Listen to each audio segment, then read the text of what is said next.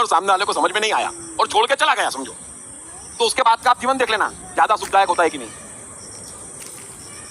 तो तय वो करेगा, उसको ज्यादा मालूम है।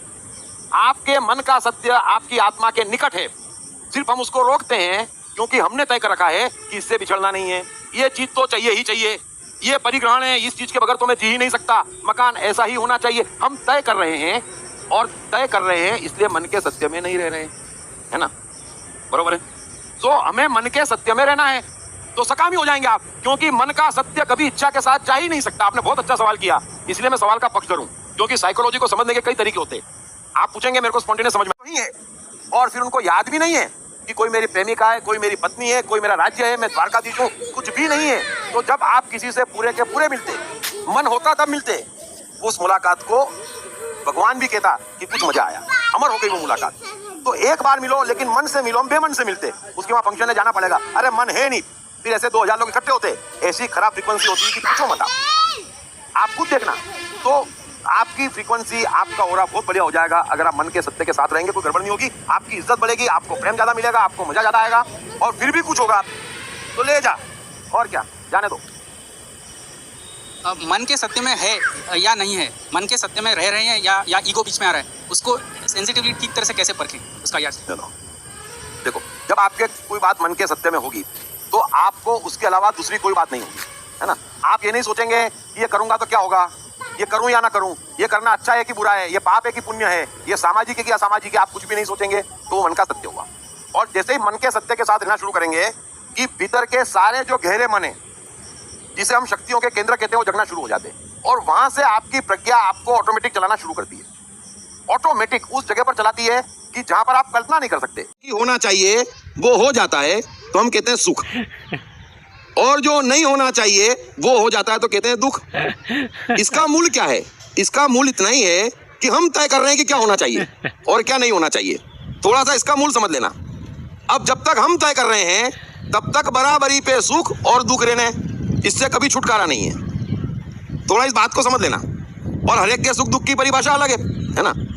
अभी एक को ऐसा होता कि जरा समोसे, रसगुल्ले, गुलाब जामुन, पूरी सब्जी मिल जाए सुखी। दूसरा आदमी कहता खिचड़ी मिल जाए तो प्रभु मजा आ जाए, है ना। अब सुख दुख की परिभाषा अपनी है। सो इतना सा समझ लेना कि जो हम नहीं चाहते वो हो जाता है तो दुख, और जो हम चाहते हैं वो हो जाता है तो सुख। अब इसके मूल में क्या है? हम चाहते हैं। हम चाहते क्यों हैं? क्योंकि हमें यह गलतफहमी है कि हमारा चाह यहाँ पर कुछ हो सकता है ना। कायदे से तो यह गलतफहमी होनी ही नहीं चाहिए, क्योंकि हम चाह कर पैदा नहीं हुए।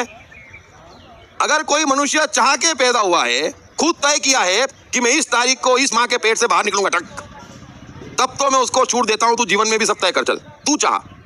जब तू चाह के पैदा नहीं हुआ तो तू यहां पर क्यों तय करना चाह रहा है? ये सिस्टम ही गलत है ना। अब थोड़ा समझना, आप तो चाहना है वो भी तो तय करना हुआ ना। अरे भाई, मैं यही कपड़े पहनूंगा वो भी तय करना हुआ, मैं इस मंदिर में जाऊंगा, इस मस्जिद में जाऊंगा, वो भी तय करना हुआ। अब आप तय कर रहे हैं क्या? ये किसने सिखाया? जो जानते नहीं है। अब कुछ भी तय करेंगे, कुछ भी आप तय करेंगे ना।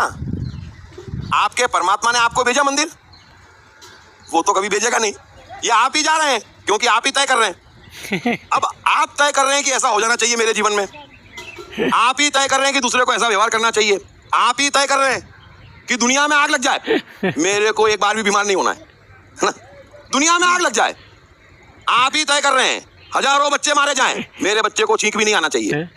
अब आप ही तय कर रहे हैं। और कैसा कैसा तय कर रहे हैं, जरा सोचना हर व्यक्ति ने कैसा कैसा तय कर रखा है। मुझे समझ में नहीं आता, मैं कितनी बार कहता हूं, आपने कोई भगवान से एग्रीमेंट किया था कि देख मैं पैदा हो रहा हूं, मुझे या मेरे परिवार को बीमारी, जीवित थे तब भी तुम उंगलियों में गिने जा सको उतने थे, क्योंकि बेसदर में मारने का जो भाव है वो हिंसा है, मरने का जो भय है वो हिंसा है। सकता ये भ्रम है, इसी भ्रम में हम जी रहे हैं और सारी शिक्षाएं इसी भ्रम की हम ले रहे हैं। बुद्ध भी आश्चर्यचकित थे क्योंकि बुद्ध का पूरा विज्ञान मानसिक है।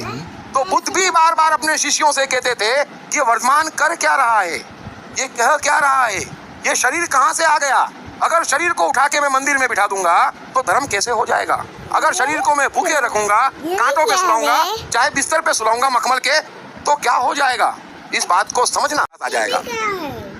शरीर काशी में रहे, शरीर काबा में रहे, शरीर मदिरालय में रहे, मैं और कृष्ण आपको पूरी छूट देते हैं। शरीर का क्या है, शरीर कहीं भी रहे, लहर तो उधर की जा रही है लेकिन मैं तो इधर उठूंगी। क्या होता, कोशिश करती, समुद्र के बाहर आ जाती, खो जाती, पता ही नहीं पड़ता कहाँ चली गई। और शांति और सुकून और सफलता, दो ही कंप्यूटर है, इसलिए बचो। जो कृष्ण कह रहे हैं मेहरबानी करके उस बात को समझो। शरीर नहीं है, ये जो सारे कष्ट है ना, जरा गौर करना, जीवन में कष्ट नहीं है, दुख नहीं है, चिंता नहीं है। बात बिना बात देवदास, बात रोने की हो ना हो रो देते।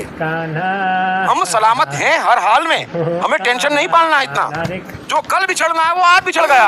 अर्जुन, जैसा कि ये पंडित लोग बताते या शास्त्र समझाते कि कोई फिक्र मत करो, कृष्ण ने कह दिया ना अंतिम समय, जो करना है करो जीवन भर।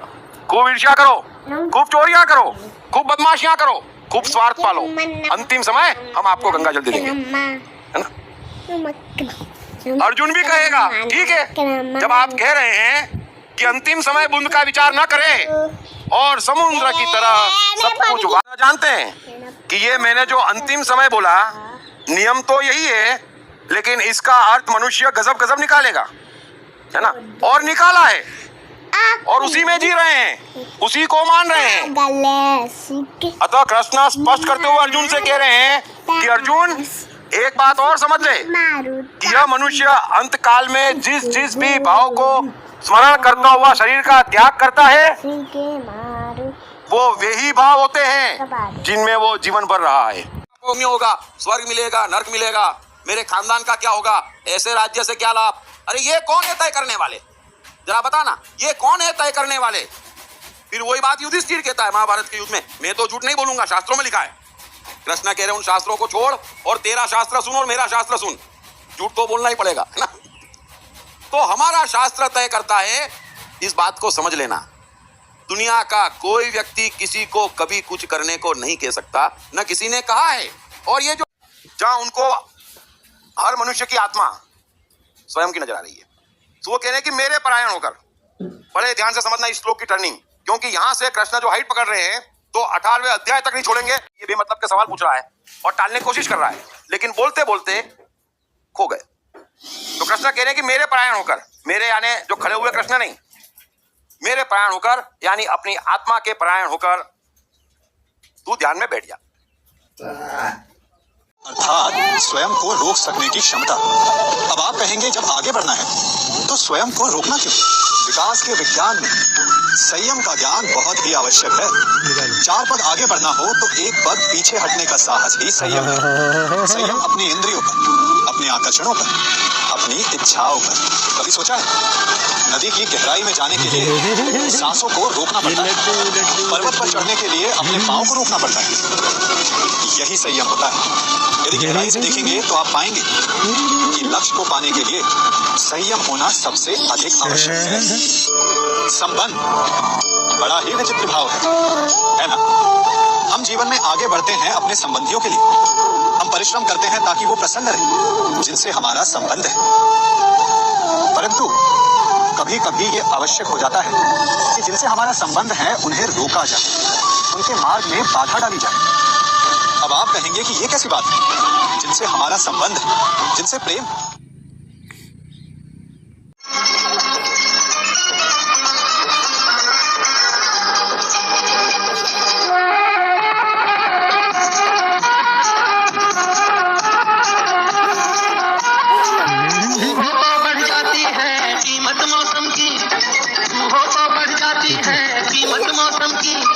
ये जो तेरी आंखें हैं शोला शबनम की, नहीं मरना भी है मुझको, मुझे जीना भी यही है।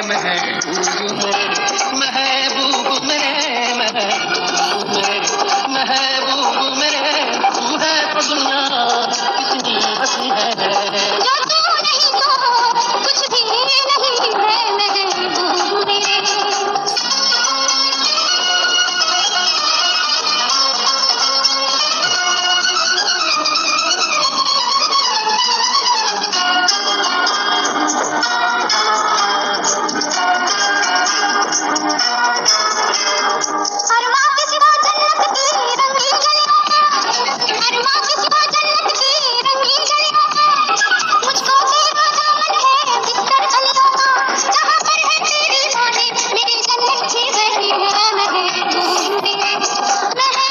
जो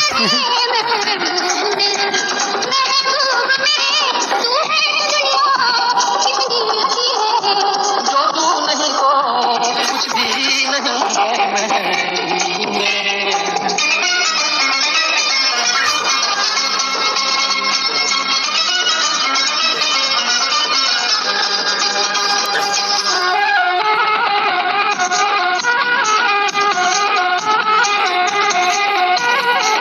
रख दे मुझको तू अपना दीवाना करके, रख दे मुझको तू अपना दीवाना करके, मेरे जैसे होंगे लाखों कोई भी तुझसा नहीं है महबूब मेरे। महबूब मेरे तुम्हें दुनिया कितनी हंसी है, जो तू नहीं तो कुछ भी नहीं है महबूब मेरे।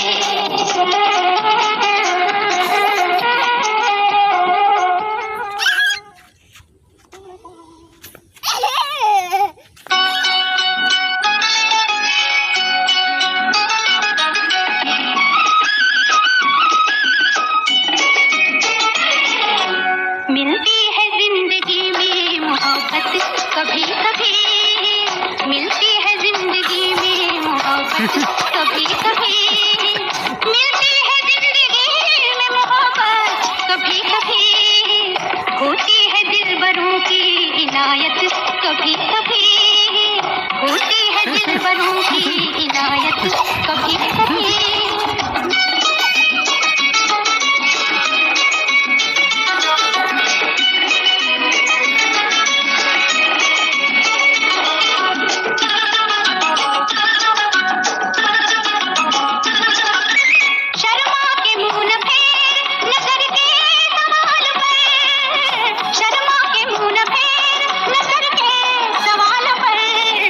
लाती है ऐसे मोड़ पे किस्मत कभी कभी, लाती है ऐसे मोड़ पे किस्मत कभी कभी, मिलती है जिंदगी में मोहब्बत कभी कभी।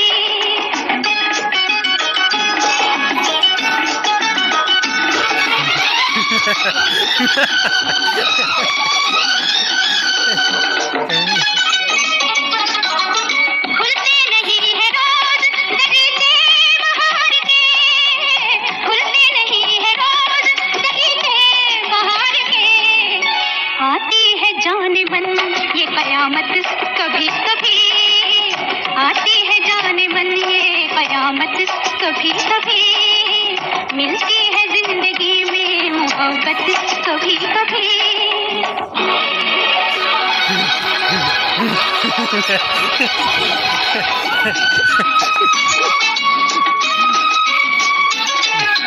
तन्हा न कट सकेंगे जवानी के रास्ते, तन्हा न कट सकेंगे जवानी के रास्ते, पेश आएगी किसी की जरूरत कभी कभी, पेश आएगी किसी की जरूरत कभी कभी, मिलती है जिंदगी में मोहब्बत कभी कभी।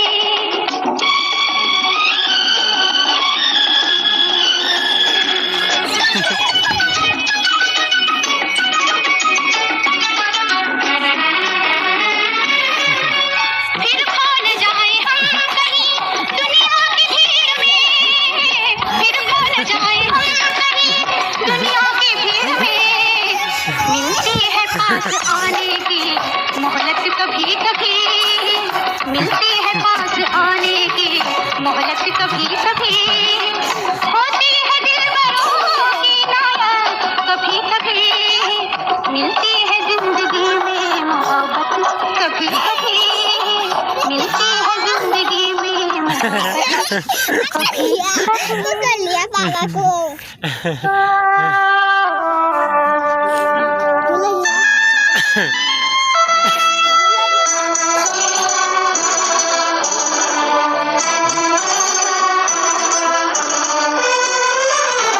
ये दिल कहीं लगता नहीं, हम क्या करें, ये दिल कहीं लगता नहीं, हम क्या करें, तस्वीर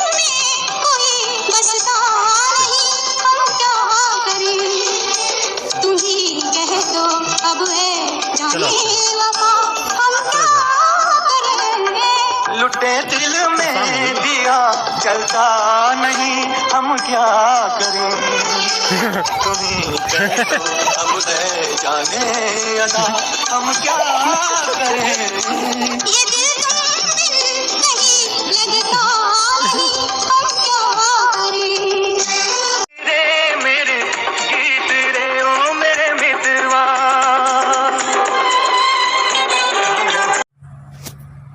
अब जा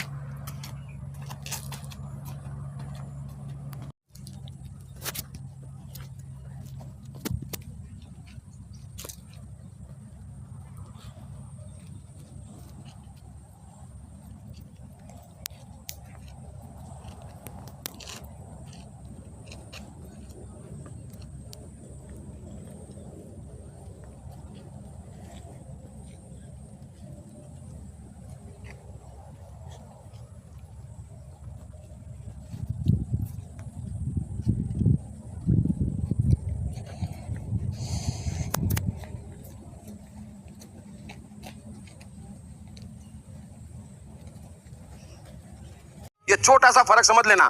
जीवन दो तरीके से बनता। एक वो शिक्षा जो आपको दी जा रही है वो डराने की है और आप डर के भागते। कुछ हाथ में नहीं आता। जो आपकी एहसास की क्षमता थी उसमें आप बुरे बुरे एहसास करते, चिंता पालते, टेंशन पालते, डरते, फ्रस्ट्रेशन पकड़ते, उल्टे उल्टे एहसास करते। आपको पकड़नी थी लाइन आनंद की। इन एहसासों का सवाल नहीं और आनंद से आप वहां बढ़ते जिसकी आपको कल्पना नहीं।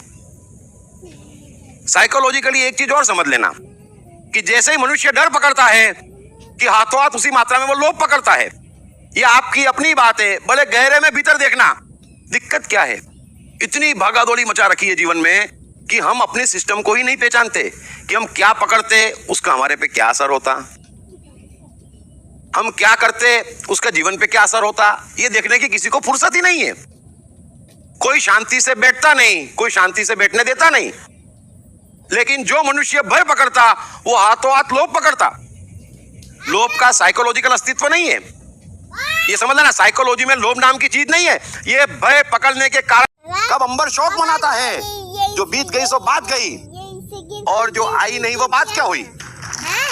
आप थोड़ा सा समझे, अंबर का तो रोज लूट रहा, कितने तारे लूट रहे हैं। तो कभी आसमान को रोते हुए देखा कि यार मेरे तारे रोज रोज टूट रहे हैं? तो टूट रहे हैं ना। तो आपका भी खोएगा क्या जो आप पा रहे हैं, और कुछ नहीं खोएगा। तो पा रहे हैं उसमें से थोड़ा खो दिया तो नुकसान क्या हो गया। आप अपने आप को एक साइकोलॉजिकल ट्रीटमेंट दो कि हमें नहीं डरना। क्या खो जाएगा, क्या हो जाएगा, मेरी एहसास की क्षमता जाएगी, प्रश्न ही नहीं उठता। 4 किलो का आया था, कुछ भी नहीं था, वो पोजीशन आएगी नहीं आएगी, फिर डरना क्यों। आपको किसी कंडीशन में डरने की जरूरत नहीं है। और एक डर हटेगा तो आपका जीवन कुछ का कुछ हो जाएगा। आप जहां बैठे हैं वहां नहीं बैठेंगे, आपका सर्कल चेंज होगा, आपका बिजनेस चेंज होगा, आपकी थिंकिंग चेंज होगी। आप प्रकृति द्वारा थाम लिए जाएंगे अगर डरेंगे नहीं। और ये डर की तीव्रता देखो आप, हमारे जीवन में हम गौर नहीं करते। अभी हम सुनते कि भीम कितना खाता था, हम भी देखते। भीम को छोड़ो, हमारे दादाजी को देखते, नाना नानी को देखते, बुजुर्गों को देखते, डरते ही नहीं। अपने जमाने में इतना खाते, आज खाते और इस उम्र में खाते। आप कहते कैलोरी, बोले ये क्या चीज है भाई, और बड़े स्वस्थ रहते। गलती से अस्पताल में जाते, आप सोचते अब आ गया इनका टाइम, वापस आ जाते। क्योंकि वो खाने पीने में डरते नहीं। और नए बच्चे आप देखना, कैलोरी संभालते, सब करते, और एक छोटा सा बुखार आता, 10 में से 2 ऊपर चले जाते। इतना संभाल के रखते डर डर के अपने को। हम भी देखते गांव वाले कैसा गंदा पानी पीते, नाली का पानी पीते, झरने का पानी पी जाते, किसी को डॉक्टर की जरूरत नहीं पड़ती। फिर अंग्रेज आते, पीते बिस्लरी, उनको नाले का पानी पीते देखते बीमार हो जाते। आपको प्रैक्टिकल अनुभव है। आप गौर करना, जीवन में कई आपके आसपास होंगे, हर 10 में एक आदमी होता, उसको बड़ा नॉलेज होता बीमारियों का। शुरू में नॉलेज इकट्ठा करता, फिर डरता, और जैसे डरता बीमारी पकड़ता, फिर जाके डॉक्टर से बहस करता, ऐसा आया, ये है। डॉक्टर बोले नॉलेज तेरा पक्का, फिर हुआ क्यों?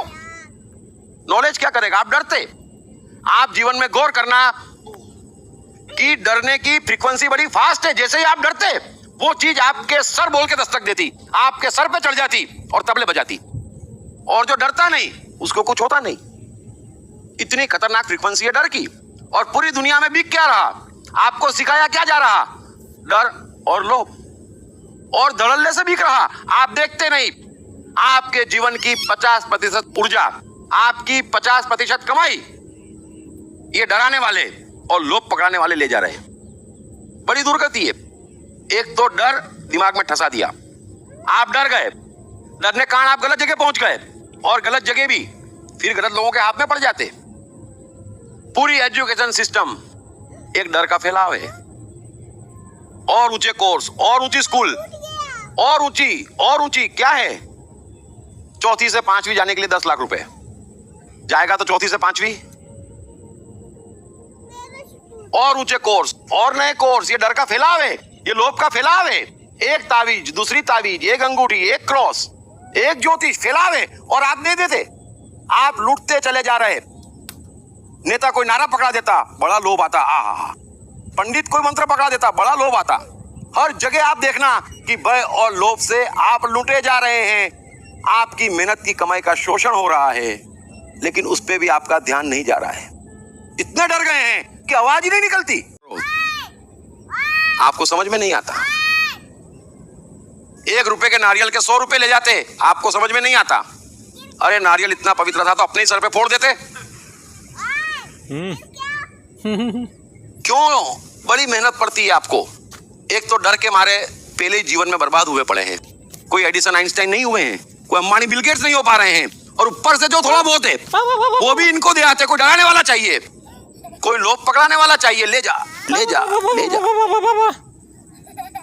मुझे तो ऐसा लगता है कि अगर इसी तरीके से मनुष्य डरता रहा और इसी तरीके से ये लोग लोभ पकड़ाते रहे तो एक दिन हंटर वाली देवी ना आ जाए कि मेरे अच्छे हंटर खाओ, जीवन बन जाएगा।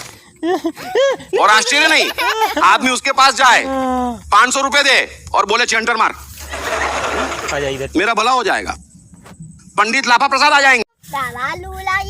कितना डरते, डर घुसते घुसते घुसते इतना भीतर तक घुस गया है कि दोस्तों से भी डरते कि कहीं दोस्ती टूट ना जाए। प्रेम में भी डरते, पत्नी छोड़ ना दे। आप एग्जाम देते, एग्जाम देने के पहले एग्जाम से डरते, एग्जाम देने के बाद रिजल्ट से डरते, पहले कमाने से डरते, फिर इनकम टैक्स से डरते। क्या जीवन बना रखा है?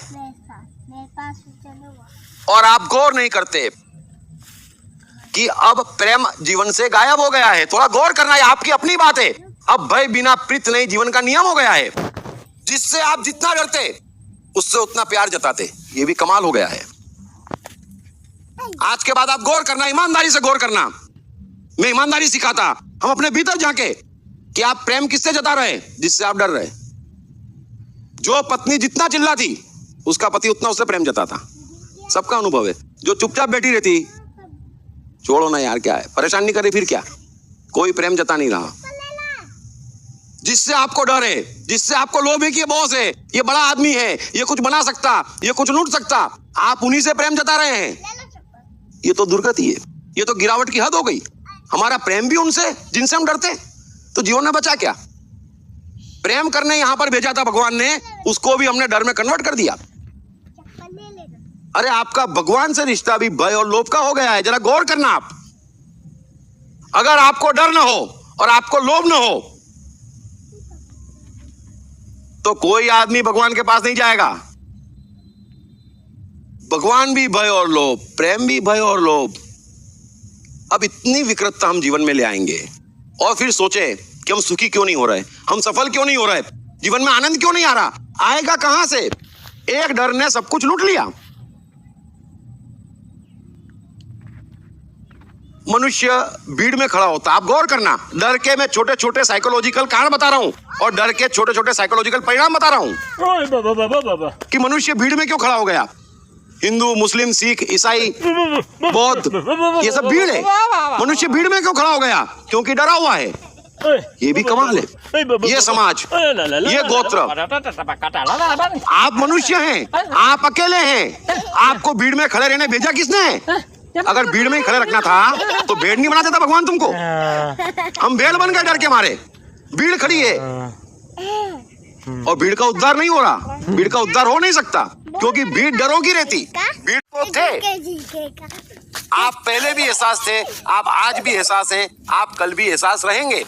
आपका कुछ बनना बिगड़ना नहीं है, सिर्फ उस एहसास का एडवांटेज उठाना है कि अच्छे से एहसास करें। आप डरते किससे? मौत से। और प्रकृति ने इतनी ब्यूटीफुल रचना करी है कि जब तक आपके भीतर एहसास है मौत नहीं आती, और मौत आती तब एहसास नहीं होता। बड़ी सूक्ष्मता से समझना, जब मौत आती तब एहसास नहीं होता, और एहसास होता तो मौत नहीं आती। दोनों की मुलाकात नहीं है, तो फिर आप मौत से डरते क्यों? आप एक मौत का भय हटा दें कि आपकी मृत्यु संभव ही नहीं है, वास्तव में संभव नहीं है। मैं जिस रोज समय पे बोलूंगा उस रोज आपको यहीं पर पुनर्जन्म सिद्ध कर दूंगा। आप कब थे सीधा सीधा बता दूंगा, लेकिन आप इतना समझें कि जो है वो मिटा नहीं जा सकता। और आप एहसास है, एक प्योर एहसास है, और एहसास का कुछ बनना बिगड़ना नहीं है। वो फिर आना है, वो था तो आया, ये तो जाएगा, फिर आएगा, फिर जाएगा। एहसास सदैव रहेगा। कृष्ण गीता में कहते, कृष्ण का गीता का श्लोक सुनाता हूं आपको। कृष्ण अर्जुन से कहते हैं, अर्जुन भी बड़ा डर गया था, तो कृष्ण कहते हैं अर्जुन से कि इस आत्मा यानी एहसास को शस्त्र नहीं काट सकता, वायु नहीं सुखा सकता, अग्नि नहीं जला सकता। यह सदैव था, सदैव है, सदैव रहेगा।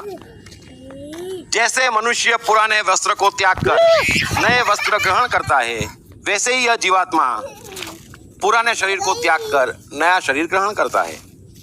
इसलिए अर्जुन, तू शोक करने योग्य नहीं है।